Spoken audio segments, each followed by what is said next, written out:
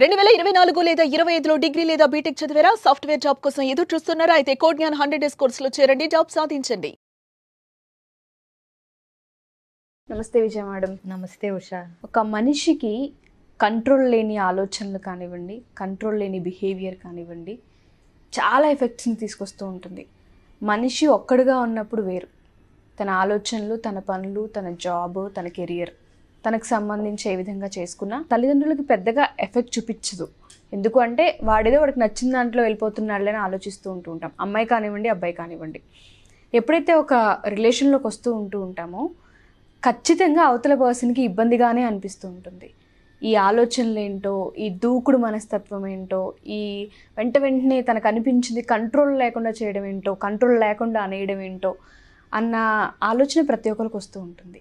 ఎటువంటి ఎఫెక్ట్స్ ఉంటాయి అంటారు? సెల్ఫ్గా ఎవరికైతే అవును నాకు కొంచెం కంట్రోల్ తక్కువ అని భావిస్తూ ఉంటామో వాళ్ళు ఎటువంటి కేర్ తీసుకుంటే మంచిది అంటారు? అసలు ఎఫెక్ట్స్ గురించి మాట్లాడండి మేడం బెస్ట్. అంటే బేసిక్గా self control in a relationship. So ఇక్కడ ఏమవుతుందంటే సెల్ఫ్ కంట్రోల్ అనేది ఎప్పుడు ఉంటుంది? మన మీద మనకు ఒక అవగాహన ఉన్నప్పుడు.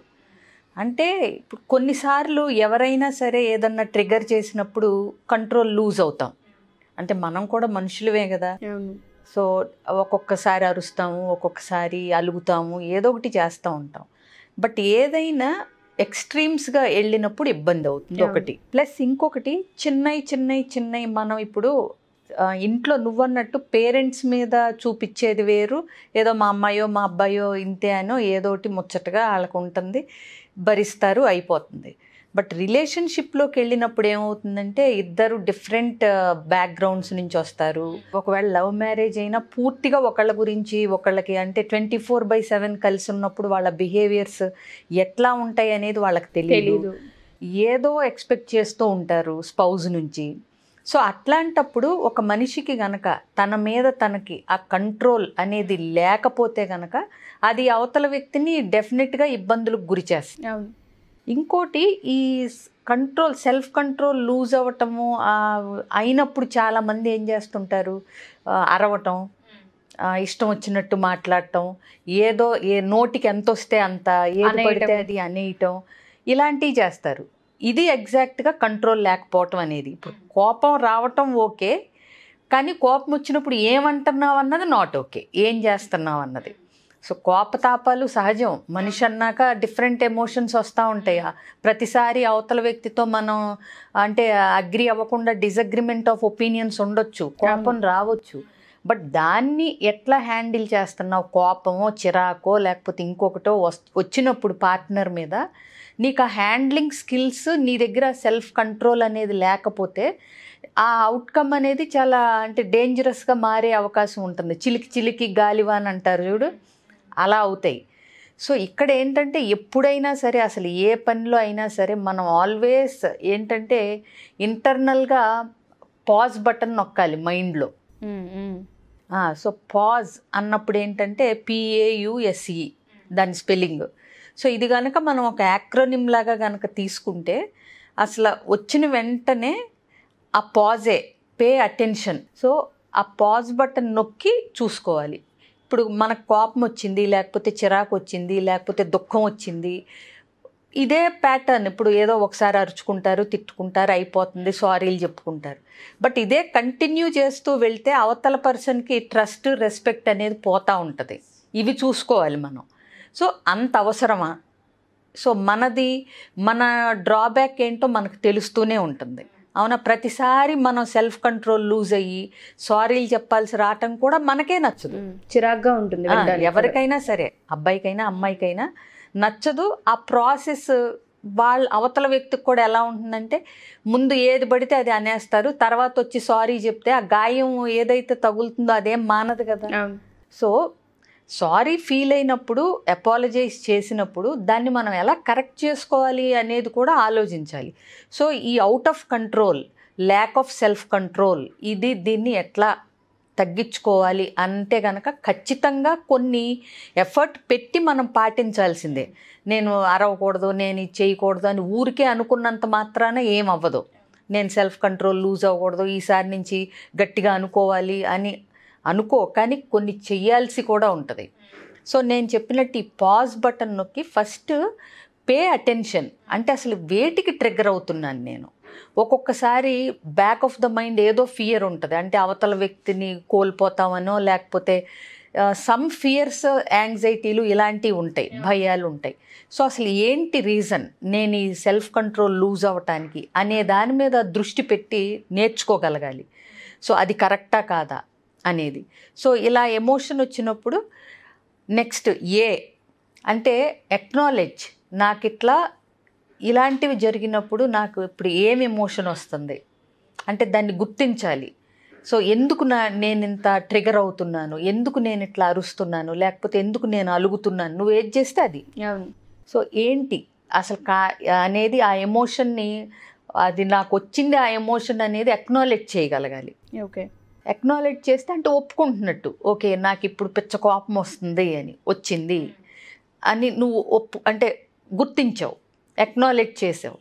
తర్వాత అండర్స్టాండ్ యువర్ పర్స్పెక్టివ్, అంటే దాని మీద నీ అవగాహన ఏంటి, అసలు ఇప్పుడు కోపం రావటం అవసరమా, ఇది కరెక్టా, ఇట్లా ఒక అవగాహన ఉండాలి, అండర్స్టాండింగ్ ఉండాలి. నీకు ప్రతిసారి ఏదన్నా ఒక ఇష్యూ జరిగిన వెంటనే నువ్వు ఆ mode of behaviour of losing కంట్రోల్కి ఎందుకు వెళ్తున్నావు. సో అండర్స్టాండ్ యువర్ సెల్ఫ్, నువ్వు ఏ దృష్టితో చూస్తే నీకు అట్లా అనిపిస్తుంది. Okay, next PAUS. So see from others perspective, అంటే నీ పర్స్పెక్టివ్లో చూసి అర్థం చేసుకున్నావు, మరి అవతల వ్యక్తి కోణంలోంచి కూడా చూడాలి కదా. నేను ఇట్లా చేసినప్పుడల్లా, ఇలా ఉన్నప్పుడు ఈ సిచ్యువేషన్లో అవతల వ్యక్తి ఇంటెన్షన్ ఏంటి, లేకపోతే ఏదన్నా అన్నారని నీ కోపం పొడుచుకొచ్చింది, సో ఎందుకన్నారు, అంటే ఎందుకన్నారు అనేది ఎప్పుడు తెలుస్తుంది మనకి, ఎందుకు వాళ్ళు అలా బిహేవ్ చేశారు అనేది మనం ఎప్పుడు అర్థం చేసుకుంటాం, అవతల వాళ్ళ స్థానంలో నిలబడి ఆలోచించగలిగినప్పుడు. అంటే అందుకే సీ అదర్స్ పర్స్పెక్టివ్, వాళ్ళ దృష్టిలోంచి కూడా నువ్వు ఆలోచించి అప్పుడు సో దీన్ని ఒక encouragement of your changing behaviour. So అంటే ఇప్పుడు నువ్వు ఎంకరేజ్ చేసుకోవాలి, ఓకే ఇది ఇలా వచ్చినప్పుడు నేను ఇలా ఉండకూడదు, I should encourage my self to change my behaviour. So ఇది ఇలా ఉందన్నమాట అని చెప్పి ఈ ఒక అండర్స్టాండింగ్కి వచ్చిన తర్వాత నువ్వు నీ మీద నీకు ఒక అండర్స్టాండింగ్ వచ్చి నీ బిహేవియర్స్ని మార్చుకోవటంలో you should motivate and encourage yourself to change that pattern. ఆ సెల్ఫ్ కంట్రోల్ లూజ్ అయ్యే ప్యాటర్న్స్ని నువ్వు మార్చుకోగలగాలి. సో ఇలా చేస్తే, అంటే ఇది చెప్పినంత ఈజీ కాదు. ప్రతి వ్యక్తి ఏదో ఒక హోంవర్క్ వాళ్ళ మీద వాళ్ళు చేసుకుంటేనే, ఎప్పటి నుంచో వాళ్ళల్లో పాతుకుపోయిన బిహేవియర్స్ ఉంటాయి కొన్ని. సో మనకున్న బిహేవియర్సే మనకి ట్రిగర్ చేసేవే, మనం వాటిల్ని అంటే డీల్ చేయకపోతే అసలు ఆలోచించం చాలామంది. సో అవి మనకు అర్థం కావు, కానీ మనం చేసేది మనకు తెలుసు. నేను ఊరికే అరుస్తున్నాను మా హస్బెండ్ మీద, లేకపోతే మా వైఫ్ మీద, ఇది ఎలా మారాలి, మారితే బాగుండు అనుకుంటారు, కానీ దానికి ఎంత హోంవర్క్ చేయాలన్న అవగాహన ఉండదు వాళ్ళకి. సో ఏదైనా సరే మనకు ఆల్రెడీ బలంగా ఉన్న ఒక అలవాటుని మార్చాలి అంటే, ఒకటి టైం పడుతుంది, రెండు నువ్వు ఎఫర్ట్ పెట్టాలి, అవునా, ప్రయత్నపూర్వకంగా నువ్వు ఏం చేస్తే ఇది అవుతుంది అనేది పెట్టాలి. సో ఈ పాజ్ చేసి అనలైజ్ చేసుకున్నప్పుడు నీకు కొంత అవగాహన వస్తుంది, why are you losing your self control అనేది. తర్వాత నుంచి మనకి ఈజీ అవుతుంది. అంటే ఏంటి, ఆ డీప్ బ్రెత్స్ తీసుకోవటం, ప్రెజెంట్ మూమెంట్లో ఉండటం. అంటే ఏంటి, జనరల్గా ఒక విషయం జరిగినప్పుడు అయితే వెనక్కి వెళ్ళిపోతారు లేదా ముందుకు వెళ్ళిపోతారు, అయితే పాస్ట్లో లేదా ఫ్యూచర్లో ఉంటారు. ప్రెజెంట్లో ఇప్పుడు ఒకటి చేయగానే అంతకు ముందు జరిగిన 4 గుర్తొచ్చి ఇప్పుడు బీపీ పెరుగుద్ది. ఇప్పుడు జరిగిన దానికి అంత రానవసరం లేదు, వాళ్ళకు కూడా అదొక్కటే చూస్తే రాదు, బట్ వాళ్ళు వెనకటే తెచ్చుకుంటారు, లేదంటే అమ్మో దీనికి ముందు ఏమవుతుందో అనేది ఊహించుకుంటారు. ఈ రెండిటి వల్ల చిన్నగా ఉన్న ప్రాబ్లం కానీ డిసగ్రిమెంట్ కానీ ఏదైనా సరే పెద్దగా అయిపోతుంది.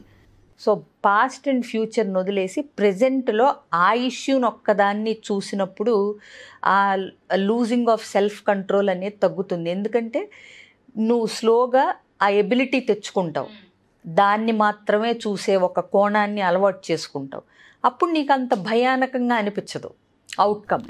సో అది ఒకటి అలవాటు చేసుకోవాలి. సో డీప్ బ్రెత్స్ తీసుకోవాలి, ప్రెజెంట్ మూమెంట్లో దాన్ని ఒక్కదాన్నే సపరేట్ చేసి పాస్ట్కి ఫ్యూచర్కి లింక్ పెట్టకుండా చూడగలగాలి.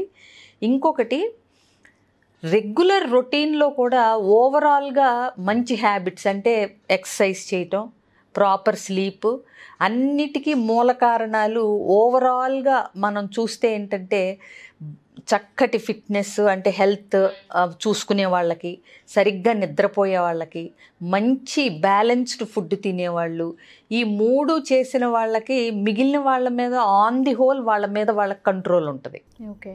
సో ఇట్లా అరుస్తున్నారు అంటే నువ్వు చెక్ చేసుకున్నప్పుడు నీకు తెలుస్తుంది కూడా, ఏంటి సరిగ్గా నిద్రపోలేదా, ఏమన్నా స్ట్రెస్, ఆల్రెడీ స్ట్రెస్సెస్ ఉన్నాయి అంటే జాబ్ స్ట్రెస్ ఉండొచ్చు, ఇక్కడ జరిగిన సిచ్యువేషన్ కాకుండా some outside stressors also influencing you. నువ్వు గమనించినప్పుడు అర్థం చేసుకోమని PAUలో అండర్స్టాండ్ అని చెప్పినప్పుడు బయటికి కూడా నీకు తెలుస్తుంటాయి ఎందుకు ఇలా అవుతున్నాను నేను అనేది. సో బయట స్ట్రెస్సర్స్ ఉండొచ్చు, లేకపోతే ఆ ముందు రోజు నిద్ర సరిగ్గా లేకపోయి ఉండొచ్చు, ఇట్లాంటి ఎఫెక్ట్స్ కూడా ఉంటాయి నీకు. సో ఓవరాల్గా కూడా you should take care of your self. Okay. ఇదొకటి చూసుకోవాలి. ఇంకోటి దాంతోపాటు ఎప్పటికప్పుడు proper communication with your partner. ఎందుకంటే రిలేషన్షిప్లో ఏదైతే అవుతుందో మన నీడ్స్ ఏవైతే మీట్ అవ్వలేదు అన్నామో మనకు అప్పుడు ఎక్కువ డిస్సాటిస్ఫాక్షన్ ఉంటుంది.